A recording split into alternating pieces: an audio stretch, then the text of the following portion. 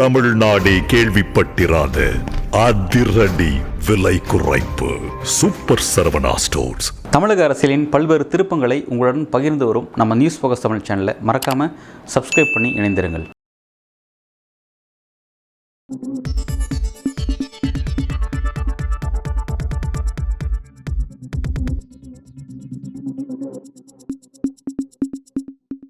News focus தமிழர்களுக்கு வணக்கம். இன்று நம்முடன் உரையாட திரு சேகுவார் அவர்கள் இணைந்திருக்கிறார். வணக்கம். வணக்கம் சார். சீமான் அவர்கள் சமீபத்திய காலமாக விஜய் அதிகமாக டார்கெட் பண்ணுறாரு அப்படின்ற மாதிரி பேசியிருந்தாங்க. மேலிடமும் பார்த்தாலும் அது சரின்ற மாதிரி தான் இருக்கு. ஏன்னா விஜய் அதிகமாக சீமான் அவர்களால் கார்னர் செய்யப்படுறாரோ அப்படின்ற கேள்வி அப்படி இல்லை. முதல்ல அது யாரும் பேச மாட்டாங்க. முதல்ல ஜான் ஆரோக்கியசாமி யாருக்கெல்லாம் வியூக அமைச்சாருன்றதை முதல்ல பாருங்க. நீங்கள் ஜான் ஆரோக்கியசாமி இங்கே தமிழ்நாட்டில் முதல்ல வியூக அமைச்சது டாக்டர் அன்புமணிக்கு. அதுக்கு பிறகு திருவொற்றியூரில் நிற்கும்போது சீமானுக்கு ஒர்க் பண்ணார். அந்த ஒரு தொகுதிக்கு மட்டும் பண்ணார். ஒரு பிராண்டாக கிரியேட் பண்ணணும்னு சொல்லி வேலை செஞ்சார். சீமானோட ஜான் ஆரோக்கியசாமிக்கு ஒரு நல்ல தொடர்பு இருக்குது. அப்போ என்ன செஞ்சாருன்னா விவசாய சின்னம் பறி போயிட்டு மைக் சின்னம் கொடுத்த போது அப்போ தம்பியை பார்க்கணும்னு இவர் சொன்ன போது அந்த ஏற்பாடை செய்தது யாருன்னா சந்திக்கிறதுக்கு ஏற்பாடு பண்ணார், ஜான் பண்ணார். அப்போ இரவு ஒரு 11 மணிக்கு முதல் முறை சொன்னார். அப்போ யாரும் நான் சொல்ல போது யாரும் நம்பவே இல்லை. சந்திப்பு நடந்தது. அந்த சந்திப்புக்கு பிறகு விஜயே கூப்பிட்டு போய் சீமான் வீட்டில் இறக்கி விட்டுட்டார். அப்போ ஃபோட்டோ எடுத்துன்னு சொன்ன போதுக்குன்னா ஃபோட்டோ மட்டும் வேண்டாம், ஃபேமிலி ஃபோட்டோ வேண்டாம்னு சொல்லிட்டு அதை மறுத்துட்டார். அதனால் ஒரு மனக்கசப்பு அப்பயே நடந்தது. ஆனால் நீண்ட காலமாக உங்களுக்கு தெரியும் கேட்டால் ஏன் சீமான் முதல்ல தம்பின்னு சொல்கிறதும் அப்புறம் எதிர்க்கிறது, மறுபடியும் ஆதரிக்கிறது, எதிர்க்கிறது, இப்போ எதிர்க்கிறார் முழுசா. ஏன் இப்படி மாறி கேட்டால் ஜானோட நிலைப்பாடு நான் கேட்டால் எதிர்காலத்தில் நம்ம ஒன்றா இணைந்து கூட செயல்படலாம், கூட்டணியில் கூட நீங்கள் இணையலாம். அப்போ யாருக்கு தலைமையில்ன்றது நம்ம அப்புறம் முடிவு பண்ணிக்கலாம்னு சொல்லிட்டு ஒரு துண்டு போட்டு வச்சார். முன்னாடியே பேசியிருந்தாங்க. ஆமாம், துண்டு போட்டு வச்சார். அப்போது ஒரு கட்டத்தில் பார்த்தீங்கன்னா இவர் டிக்ளேர் பண்ணுறார். எப்போ சீமான் முழுமையாக விஜய் எதிர்க்கிறாருன்றது நீங்கள் ஒரு ஸ்டெப்பும் கூர்ந்து கவனிச்சிங்கன்னா, என் தலைமையில் நான் தான் முதலமைச்சர், என் தலைமையில் தான் கூட்டணின்னு அவர் சொன்ன பிறகு தான் சீமான் முற்றிலுமாக விலகி வரார். அதுக்கு முன்னாடிலாம் பார்த்தீங்கன்னா கொஞ்சம் என்ன சொன்ன இந்த பக்கம் அந்த பக்கம் அப்படியே திடீர்னு தம்பியை ஆதரிப்பார், திடீர்னு எதிர்ப்பார், இப்படி தான் ஓடிட்டு இருந்தது. ஆனால் முழுமையாக சிஎம் பதவி நான் தான் முதலமைச்சர், என் தலைமையில் தான். இப்போ அவர் கொள்கையை அறிவிக்கிறாரு. நான் தமிழ் தேசியம் திராவிட ரெண்டையுமே ஃபாலோ பண்ணுவேன்னு சொன்னதுக்கப்புறம் தான் அவர் எதிர்க்கவே ஆரம்பிக்கிறாரு. குறிப்பாக எப்போ வேகமாக விஜய் மேலே அட்டாக் பண்ண ஆரம்பிக்கிறாருன்னா, சிஎம் சாரை அவர் போய் பார்த்துட்டு வந்ததுக்கப்புறம் தான் அதிகமாக விமர்சனம் வைக்கிறாரு. எந்த மாதிரி இவங்க சொல்கிறாங்கன்னா, திமுக செட் பண்ணி தான் இந்த மாதிரி பண்ண வைக்கிறதா இவங்க சொல்கிறாங்க. இது எவ்வளோ லாஜிக் எரர் பாருங்க. நான் பொதுவாக சொல்கிறேன். அது சீமான் விஜய் எதிர்க்கிறன்னு முடிவு பண்ணது எப்போன்னு கேட்டிங்கன்னா, ஜான் கிட்ட உள்ளே நடக்கிற விஷயம் இது. ஜான் கிட்ட ஒரு என்ன சொன்னால் ஒரு துண்டு இருந்தது. என்னன்னு கேட்டிங்கன்னா, எதிர்காலத்தில் சேர்ந்து செயல்படலாம். அது இல்லைன்னு ஆனது எப்போன்னு கேட்டிங்கன்னா, இவர் பகிரங்கமாக இவர் அறிவிக்கிறாரு, முதலமைச்சர் நான் தான், என் தலைமையில் தான் கூட்டணின்னு சொல்லும் போது தான் அங்கே முரண்பாடு உருவாகுது. அந்த முரண்பாடு உருவான பிறகு தான் இவர் மூகா முத்து இறந்து போகிறாரு. அப்போ போய் சந்திக்கிறாரு. நீங்கள் சொல்கிற மாதிரி கேட்டிங்கன்னா, உண்மையிலேயே ஒரு அண்டர் கிரவுண்ட் டீலிங் நடந்ததுனாக்கா இந்த சந்திப்பை அவாய்ட் பண்ணுவாங்க. நல்லா புரிஞ்சுங்க. நீங்கள் சொல்கிற மாதிரி திமுக தரப்புலேருந்து ஒரு டீலிங் நடந்துருக்குன்னு வச்சுக்கோங்க. அண்டர் கிரவுண்டில் நீங்கள் விஜய் அட்டாக் பண்ணுங்கள், இதை சொல்கிறாங்கல்ல 100 கோடி 200 கோடி, அப்படி ஒரு ஆள் நடந்திருந்தால் இந்த சந்திப்பை அவாய்ட் பண்ணுவாங்க. ஏன்னா அண்டர் கிரவுண்ட் மீட்டிங் நடந்திருக்காங்க. இந்த மீட்டிங் எப்படி நடந்திருக்கும்? இப்போ நீங்கள் மீட்டிங் நடந்து வச்சு நீங்கள் என்ன சொல்கிறீங்கன்னு கேட்டால் அந்தளவுக்கு வெளியேந்தி அரசியல் பண்ணுவாங்களா இங்கே? என்னன்னு கேட்டால் நீங்கள் போயிட்டு அப்போ நம்ம சொல்ல மாட்டோமா, பார்த்தீங்களாங்க அவர் மீட் பண்ணிட்டு வந்த பிறகு தாங்க இப்படி பண்ணுறாருன்னு. அப்படி இல்லை. ஒரு வேளை அப்படி நடந்திருந்தால் இந்த சந்திப்பை அவாய்ட் பண்ணியிருப்பாங்க. மூகா முத்து இறந்துக்கு அவர் வீட்டில் போய் அவங்க துணைவியார்கிட்ட போய் துக்கம் விசாரிச்சிருப்பாங்க. அப்படி போயிட்டுருக்கும். ஆனால் இங்கே முக ஸ்டாலினை மீட் பண்ண பிறகு அதுக்கப்புறம் அப்போ தான் இந்த இப்போ கூட பார்த்த சில ஒரு ட்ரோல் ஆகிட்டு இருக்கு பாருங்கள். அவர் சூட்கேஸை தூக்கி கொடுக்குற மாதிரி வரா மாதிரி இதெல்லாம் ஏஐயில் போட்டுருக்காங்க, நான் பார்த்துருப்பீங்க நீங்கள். ஸோ அப்படி இருக்கிறதுக்கு வாய்ப்பில்லை. ஆனால் ஒரு இன்டர்னலாக ஒரு லிங்க் இருந்திருக்குமா அப்படின்னு தெரியும். ஏன்னா இங்கே சதுரங்க ஆட்டத்தில் சார் எல்லா காய்களும் பார்த்தீங்கன்னா மாறி மாறி தான் இங்கே நகர்ந்துட்டு இருக்குதான் நம்ம பார்க்குறோம். எப்படி சொல்கிறேன்னா, இப்போ நான் கேட்குறேன், விஜயோட நிலைப்பாடு இந்த பல விஷயங்களை வெட்ட வெளிச்சமாகுது. பிஜேபியோட ஒரு இன்டர்லிங்கில் இருக்கிறாங்கன்னு சொல்லி இதே விஜய் என்ன சொன்னார்? திமுகவுக்கும் பிஜேபிக்கும் ஒரு இன்டர்லிங்க் இருக்குன்னாரு. இப்போ இன்டர்லிங்க் யாருக்கு இருக்குது? விஜய்க்கு இருக்குது. தெரிய வருதா? அது ஒய் பிரிவு பாதுகாப்புலேருந்து ஏன் இந்த மூமெண்ட்லேருந்து எல்லாமே சொல்ல முடியும். பிஜேபி தானே விஜய்க்கு சப்போர்ட் பண்ணுறாங்க. அதுதான் நான் சொல்கிறேன். இன்டர்லிங்க்ன்றது இப்போ விஜய் சொல்கிறது என்ன இன்டர்லிங்க்கு? அது மாதிரி டிஎம்கேவோட இன்டர்லிங்க் இருக்கான்றது வந்து இனி காலப்போக்கில் தான் சொல்ல முடியும். ஆனால் இப்போ வந்து எல்லாரும் என்ன சொல்கிறாங்கன்னு கேட்டால், விஜய் நேரடியாக கடுமையாக தாக்குறதுனால இது வந்து அதை ஒரு தம்பி பேசும்போது சொன்னார்ல, டீயை விட கப்பு சூடாக இருக்குன்னு சொல்லி பேசினார்ல டிவிக்கேல, கிட்டத்தட்ட அது அர்த்தம் அதுதான். என்னென்னு கேட்டிங்கன்னா, டிஎம்கே தான் எங்களை பார்த்து சூடாகணும், நீ ஏன் சூடாகிறன்றது தான் அதனுடைய கேள்வி. அதுக்கு சாட்டை துரைமுருகனும் அதுக்கு வந்து பதில் கொடுத்துருந்தாரு. சரிங்களா? ஸோ நான் சொல்ல வருது எனக்குன்னா, இங்கே வந்து இந்த அரசியல் சதுரங்கத்தில் எல்லா காய்களும் மாறி மாறி தான் நகர்ந்துட்டு இருக்கிறத நம்ம பார்க்குறோம். இன்னும் தேர்தல் அப்போ இன்னும் சில மாற்றங்கள் வர்றதுக்கான வாய்ப்பு இருக்குது. இப்போ நேற்றுக்கு கூட கேட்குறாங்க சீமான்ட்ட ஒரு நீங்கள் கேட்குறதுனால நான் சொல்கிறேன். சீமான்ட்ட ஒரு கேள்வி கேட்கும்போது கேட்டினா, நான் தம்பியை நான் என்ன அர்த்தத்தில் சொல்கிறேன், இப்படி செய்யாதேன்றதை நான் ஒரு அட்வைஸாக நான் சொல்கிறேனே தவிர எதிர்க்கலை அப்படின்னு சொல்கிறாரு. ஸோ அதனால் இங்கே எப்படி ஏன் இது இந்த திருமாவளவன் கூட சொன்னார், ஏன் வந்து விஜயை கைது பண்ணலன்னு கேட்டாரா இல்லையா? விஜய் வந்து ஏன் கைது பண்ணலை அப்படின்னு சொல்லி ஒரு கேள்வி இருந்தால், அது ஏன்னா வந்து புசியானந்த் வந்து எஃப்ஐஆர் போட்டிருக்கும் போது ஏன் வந்து விஜய் மேலே போடணும்னு ஒரு கேள்வி வச்சார். ஆனால் இதே இன்றைக்கி வந்து என்ன பேசுவார் சொல்கிறேன் நான், அரசியல் நேரங்களில் அரசியலில் வந்து இதெல்லாம் மாறி மாறி பேசுகிறது தான். அதனால் மாறி மாறி பேசுறதுனாலே அவங்கெல்லாம் பெட்டி வாங்கிட்டாங்களா வாங்கலையான்றதை நான் சாட்சியம் சொல்ல முடியாது. ஆனால் ஒரே ஒரு விஷயம் நான் சொல்லுவேன், 2 திராவிட கட்சிகள், நான் சொல்கிறது 2 திராவிட கட்சிகள் தவிர்த்துட்டு ஏன் தேசிய கட்சிகள் இருக்கிற மாநில தலைமை உட்பட 2 திராவிட கட்சிகளும் காசு வாங்கணுங்க தான். எப்படி சொல்கிறீங்க இது? ஆமாம், கடந்த காலத்தில் நீங்கள் வந்து பார்த்தீங்கன்னா 2 திராவிட கட்சிகளுக்கிட்டையும் வந்து பார்த்தீங்கன்னா தொகுதியும் தொகையும் வாங்கினவங்க தான். ஆனால் சீமான் வந்து இதுவரையிலும் வந்து அவர் வந்து கூட்டணி வைக்காதனால அந்த பழியை வந்து அவர் மேலே போட முடியாது.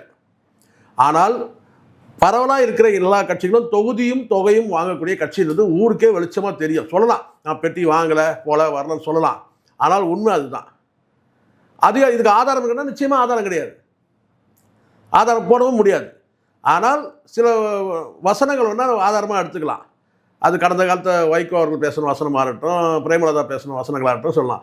தொகுதியும் தொகையும் ஏன் கம்யூனிஸ்டுகள் உட்பட எல்லா கட்சிகளுமே வந்து கேட்டால் 2 திராவிட கட்சிகள்கிட்ட பணம் வாங்குறது தான்.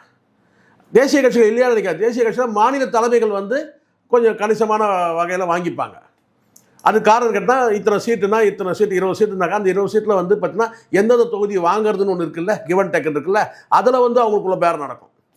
இப்போ அகில இந்திய தலைமை தான் முடிவு பண்ணும் தேசிய கட்சி பொறுத்த வரைக்கும். 20 சீட்னா 20 சீட்டுன்னு வச்சுங்களேன். அந்த 20 சீட்டில் எந்தெந்த தொகுதின்றது வந்து கேட்டால் மாநில தலைமை தான் முடிவு பண்ணும். அப்போ அந்த மாநில தலைமை வந்து பார்த்தீங்கன்னா சரி கட்டுறதுக்காக சில நேரங்களில் இதெல்லாம் நடக்கும். வேட்பாளர்களுக்கு பணம் கொடுக்குறது இதெல்லாம் நிறைய வந்து நடந்து. 2 திராவிட கட்சிகள்கிட்டையும் பணம் வாங்கின கட்சிகள் தான் மற்ற எல்லா கட்சிகளும். இது வந்து வெளிப்படையாக சொல்கிறதுக்கு தயங்குவாங்க, நான் சொல்கிறேன். ஆனால் சீமா வந்து இது வரைக்கும் கூட்டணிக்கு போகலை. சீமான் கூட்டணிக்கு போயிருந்தாங்கன்னா அப்போ வந்து அவங்க ஜெயிக்கணுன்ற அந்த நிர்பந்தம் கட்டாயம் ஏற்படும். அப்போ வந்து தொகுதிக்கு செலவு பண்ணுன்ற நோக்கம். இது வரைக்கும் அந்த கட்சியில் வந்து பார்த்திங்கன்னா வந்து யாருக்கும் வந்து ஒரு டீ கூட வாங்கி தந்தாமல் தெரில, பணம் கொடுத்து ஓட்டு வாங்குற கட்சியும் கிடையாது. அப்போ எப்படி அந்த குற்றச்சாட்டு சொல்ல போகிறது? குற்றச்சாட்டு சொன்னால் வலுவாக வேணும் இல்லை? இப்போ கம்யூனிஸ்ட் சொன்னாங்க என்னென்னு கேட்டால், நாங்கள் தேர்தல் செலவுக்காக நாங்கள் வந்து வாங்கணும்னு சொல்லிட்டாங்க கடந்த காலத்தை. ஸோ அந்த மாதிரி வந்து இங்கே அதுக்கான அவசியம் கூட இல்லைல்ல. ஸோ அப்படி தான் நம்ம வந்து அப்படி ஒரு பார்வையில் நம்ம பார்க்க வேண்டியது இருக்குது. மற்றபடி இன்டர்லிங்காக வந்து பார்த்தீங்கன்னா விஜய் ஏன் அட்டாக் பண்ணி பேசுகிறாங்க எனக்கு நல்லா தெரியும். அது காரணம் ஜான் செய்ததுன்னு கேட்டால் ஒரு துண்டு போட்டு வச்சார். ஸோ அந்த துண்டு இனிமேல் வேஸ்ட்டு. ஏன்னா டிக்ளேர் பண்ணிட்டான், நான் தான் முதலமைச்சர்ன்றதை டிக்ளேர் பண்ணியாச்சு, என் தலைமையில் தான் கூட்டணின்னு டிக்ளேர் பண்ணியாச்சு. நான் போயிட்டு 8% ஓட்டு வாங்கி நான் அங்கீகாரம் வச்சிருக்க கட்சி நான் போய் அவங்க கூட போய் சேர முடியுமா? ஸோ அந்த வேணா விஜய் வேணா என்கிட்ட வரட்டும்ன்ற அந்த ஒரு நப்பாசை வந்து இருந்து இருக்கலாம் விஜய் சீமானுக்கு ஒரு பார்வை இருந்தது. எதிர்காலத்தில் வந்து தம்பியும் நம்மளும் சேர்ந்து இணையலாம் அப்படின்னு கூட ஒரு எண்ணம் இருந்தது. அந்த விவசாய சின்னம் பறிக்கப்பட்டு மைக் சின்னம் கொடுக்கும்போது தெரியுமா, அந்த மைக்கை வந்து சோட்டி வந்து பாட்டு பாடுறது இதெல்லாம் வந்து சீமானுக்கு சப்போர்ட்டாக பண்ணது தான். ஆனால் காலப்போக்கில் வந்து கேட்டால் வந்து இவங்க கணக்கெல்லாம் பொய்த்து போன உடனே வந்து பார்த்தீங்கன்னா இவங்க எதிர்பார்த்தது என்னென்னு கேட்டால், அட்லீஸ்ட் வந்து ஜான்கிட்ட அந்த பழக்கம் உண்டு. அரசியல் எதிர்ப்பு இல்லாமல் ஒரு நட்பு சக்தியாக இருக்கலாம், உறவு இல்லைனா பரவாயில்ல, அரசியல் உறவு இல்லைனா பரவாயில்ல, கூட்டணின்ற உறவு இல்லைன்னா கூட ஒரு நட்பு சக்தியாக இருந்துக்கலாம். நட்பு சக்தினா என்னன்னு கேட்டால் வந்து ஒருத்தர் சாடாமல் இருக்கலான்றது அவருடைய பிளான். யார் பிளானு? ஜானோட பிளான். அதாவது கேட்டால் உறவு வச்சுக்கிற கூட்டணி உறவு தேவையில்லை, ஆனால் ஒரு நட்பு சக்தியாக இருந்துக்கலாம் அப்படின்றது தான். இப்போ நண்பர்கள்னா வேணால் உறவினர்கள் அர்த்தம் வேறு இல்லை. உறவினர்னால் வந்து பார்த்தீங்கன்னா நம்மளோட வந்து ரத்தத்தில் கலந்துவேன்.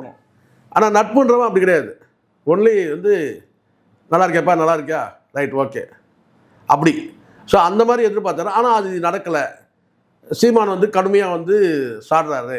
யாரை சாடுறாருன்னா விஜயை சாடுறாரு. அதனால் விஜய்க்கு வந்து பாதிப்பு ஏற்படுமா அப்படி ஒரு நெருடல். இப்போ அதெல்லாம் கடந்து போயிட்டுருக்குறாங்க காலப்போக்கில். இது வந்து ஒருத்தர் வந்து இப்போ இவர் வந்திருக்கிறார், இப்போ 28 பேர் வந்து ஒரு குழு போட்டிருக்கிறாங்கன்னா அவங்க மேடை ஏறுவாங்க, ஒருத்தர் வந்து சாதிப்பாங்க. எலெக்ஷன் நடக்க இதெல்லாம் வந்து தள்ளுமுள் நடக்கும். மேடை பேச்சுக்கள் ஏன் வந்து பார்த்தீங்கன்னா வந்து சண்டை சச்சரவு கூட ஏற்படும்.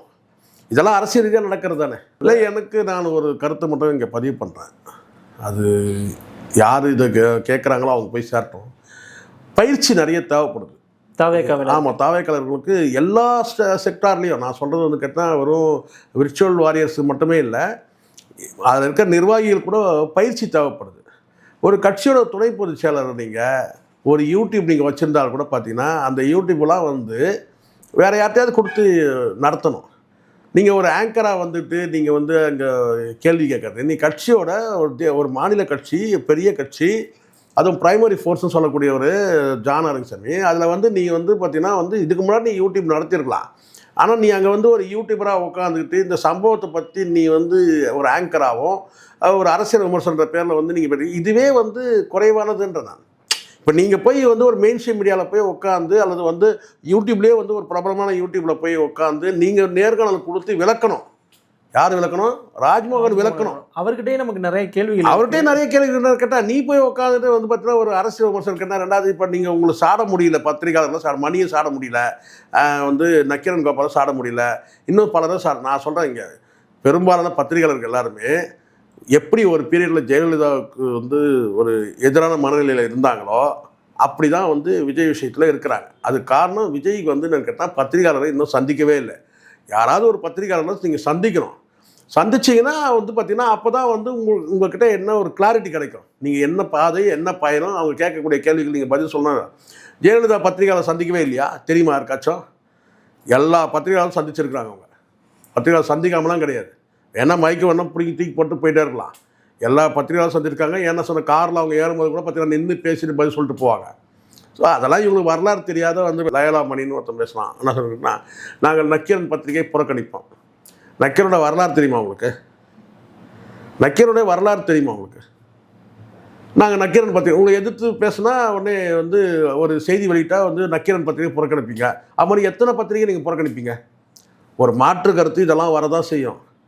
அதெல்லாம் சகிச்சுட்டு தான் போகணும் நீங்கள். அப்போ உங்கள் தரப்பில் இருக்கிற நியாயத்தை நீங்கள் வெளியிடுங்க. நான் என்றைக்கோ சொன்னேன் சார், தனியாக ஒரு டிவி ஆரம்பிங்கன்னு. கேப்டன் டிவி கூட வந்து பார்த்தீங்கன்னா வந்து சேல் கண்டிஷனில் போச்சு. அது கேப்டன் டிவி கூட நீங்கள் வாங்கினா வாங்கலாம். இல்லை புதுசாக வந்து பார்த்தீங்கன்னா வந்து ஒரு சேனலை வந்து ஒரு மெயின் ஸ்ட்ரீம் மீடியாவை வந்து ஒன்று உருவாக்குங்க. ஒரு கட்சிக்கு வந்து ஒரு மீடியா இருக்குது. அப்போ உங்கள் வந்து பார்த்தீங்கன்னா எந்த மீடியாவும் இல்லவே இல்லை ஒரு வைக்கணும். அதே மாதிரி தினசரி பேப்பர்னு ஒன்று வேணும். ஒரு கட்சிக்கு வந்து தினசரி பேப்பர் எல்லாருக்கும் இருந்திருக்கு. கடந்த காலத்தில் வந்து உங்கள் பத்திரிகை வந்து பார்த்தீங்கன்னா நேரடியாக இல்லைனா கூட பார்த்தீங்கன்னா அடாப்ட் பண்ணிப்பாங்க. எங்களோட கட்சி செய்தியை வந்து நீங்கள் வெளியிடுங்க. இப்போ நியூஸ் ஜே இருக்குது, அதிமுக பற்றி தான் பேசிகிட்டு இருக்கு. ஏன்னா ஜெயா டிவி வந்து பார்த்தீங்கன்னா நியூட்ரல் ஆகிடுச்சு, இப்படி இல்லாமல் அப்படி இல்லாமல் ஆயிடுச்சு. அப்போ உடனே இவங்க என்ன பண்ணிட்டாங்க, வந்து நியூஸ் ஜே கூட அடாப்ட் ஆகிட்டாங்க. அந்த மாதிரி ஏதாவது ஒரு சேனல் இருக்கணும்னு சொன்னேன். அதை இவங்க வந்து செய்யவே இல்லை. பத்திரிகை தினசரி பத்திரிகையில் வந்து ஒரு பிரிண்ட் மீடியாலேயும் வந்து பத்திரிகை வரணும். அதெல்லாம் சரி, இதெல்லாம் வந்து ஒரு அரசியல் கட்சிக்கு பலம். ஸோ அதை செய்யாமல் நீங்கள் ராஜ்மோகன் ரிப்போர்ட்டர் ஒரு வச்சுக்கிட்டு அதில் வந்து பார்த்தீங்கன்னா நீங்கள் அரசியல் விமர்சகர் இருக்கா. இப்போ நீங்கள் ரெகுலராக கூட நீங்கள் பண்ணுங்கள். ஆனால் பேச வரவாறு தெளிவாக பேசணும். ஒருத்தர் வந்து சொல்கிறாங்க, நான் மீண்டும் விஜய் வந்து அரசியலில் ஒரு தீய சக்தி. ஏன் தீய சக்தின்னு சொல்கிறேன்? அவர் ஒரு சர்வாதிகார சக்தி அப்படின்னு நான் சொல்கிறேன்.